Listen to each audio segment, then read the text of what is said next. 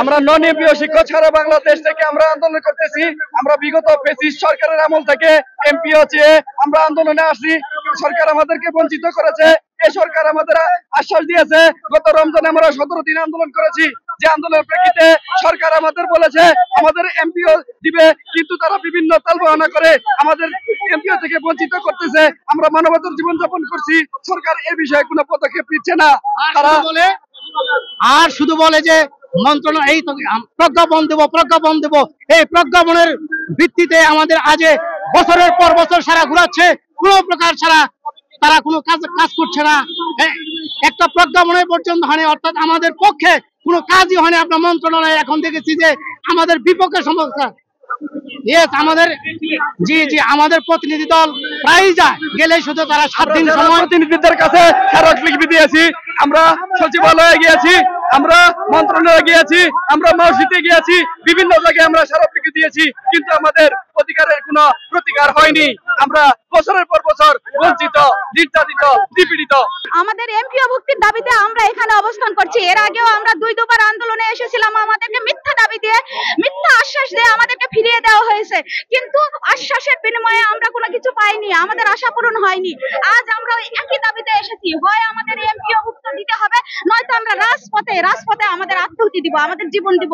আমরা বছরের পর বছর বিনা বেতনে শিক্ষা প্রতিষ্ঠানে শ্রম দিয়ে আসছি, অথচ আমাদের এই শিক্ষক জাতি, যেখানে জাতি গড়ার কারিগর, আমাদের এই যে কলঙ্ক জীবন, আমরা সমাজে নিষ্পেষিত, নিগৃহীত, আমাদের কোনো স্থান নেই, আমাদের পেটে ভাত নাই, আমরা অভুক্ত।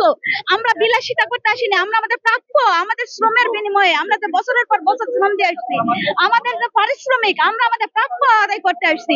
হয় আমাদের যত নন এমপিও শিক্ষা প্রতিষ্ঠান আছে আমাদেরকে এমপিও ভুক্তি দিবে, নয়তো আমরা এই রাজপথে আমাদের জীবন দিব। আমাদের এই হাজার হাজার শিক্ষক পরিবার, যে আমরা এর আগে স্মারকলিপি দিয়েছি, আমাদের বারবার এই নীতিমালার আশ্বাসে 9 মাস সময় নিয়েছে, কিন্তু আমাদের কোনো আমরা ফল পাইনি, আশানুরূপ কোনো ফল পাইনি। যার কারণে আমরা এখানে অবস্থান করছি, হয় আমরা হাতে হাতে প্রজ্ঞাপন নিব, নয়তো এখানে রাজপথে আমাদের জীবন দিব। আমাদের দাবি হচ্ছে ন্যায্য দাবি, যেটা আমাদের নন এমপিও প্রতিষ্ঠান আজ 18 বছর 20 বছর 25 বছর ধরে আমাদের স্বীকৃতি পাঠদান সবকিছু দিয়েছে সরকার, কিন্তু আমাদের বেতন দেয় নাই। আমাদের ন্যায্য দাবির জন্য ভাই আমরা এ জায়গাতে আসছি। ফ্যাসিবাদী সরকার চলে যাওয়ার পরে আমরা কয়েক দফা আন্দোলন করেছি। গত রমজান মাসে আমরা 17 দিন আন্দোলন করেছি। তারা বলেছে যে আগামী জুন জুলাইয়ের মধ্যে আপনাদের নতুন ভাবে প্রজ্ঞাপন জারি করে আপনার বিল বেতন দেবো। আমরা মোটামুটি 5-6 মাস হয়ে গেল আমরা আন্দোলন করছি ভাই। আমরা ঘেরাও করলাম। আমাদের গত সপ্তাহে আমাদের প্রজ্ঞাপন জারি করা ছিল, মানে ওনারা বলেছিল যে আমরা প্রজ্ঞাপন জারি করবো গত সপ্তাহে।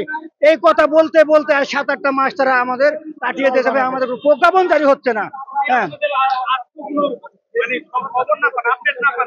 তাহলে পরে আমরা আমাদের একই প্রোগ্রাম, হয় এমপিও নিব নাহলে আমরা মরবো। আমাদের লাস্ট কেন আমরা এখানে না খেয়ে থাকবো, আমরা অনশন করব, তাও আমাদের ন্যায্য দাবি আমরা নিয়ে এখান থেকে যাব। তার কারণ হচ্ছে আমরা পাঠদান করি, মানুষ কর্মে গেলে কাজে গেলে যে মজুরিটা পাই সেটাও কিন্তু আমরা পাই নাই। তাহলে আমরা কি অপরাধ করেছি? তারা সবকিছু দেওয়ার পরও আমাদের কিন্তু ভাই বেতন দেওয়া হয় না কেন? তাহলে সেসব প্রতিষ্ঠানগুলো অফ করে দিক, তারা বন্ধও করবে না, পাঠদানও দিবে, আমাদের বেতনও দিবে না, এটা তো হবে না।